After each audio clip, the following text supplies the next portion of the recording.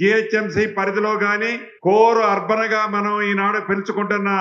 ORR కి inner side ఉన్న ప్రతి ప్రాంతాన్ని, ప్రతి అంగుళాన్ని అన్ని రకాలుగా అన్ని దిశలలో ఈ ప్రభుత్వం అభివృద్ధి చేసే దాంట్లో వడిగా అభివృద్ధి చేసే భాగంగా ఈనాడు ఈ ప్రభుత్వం ఎలా పనిచేస్తుందో మీరు చూస్తున్నారు. ఈ అభివృద్ధిలో భాగంగానే ఏదైతే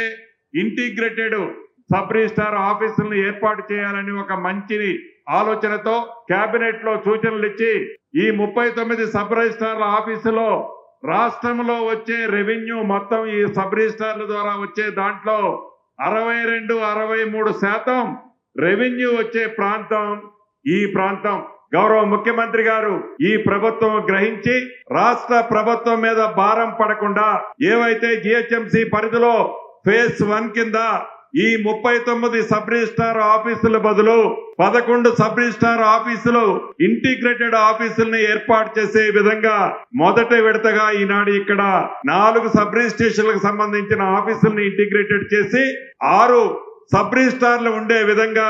సుమారు 50,000 చదరపు అడుగులతో 3 ఎకరాల స్థలంలో 300 కార్ల పార్కింగ్ ఉండే విధంగా అన్ని అంగులతో ఏర్పాటు చేసే విధంగా ఈనాడు ఇక్కడ ఈ ఇంటిగ్రేటెడ్ రిజిస్ట్రార్ ఆఫీసులు ఏర్పాటు చేయడం జరుగుతుంది.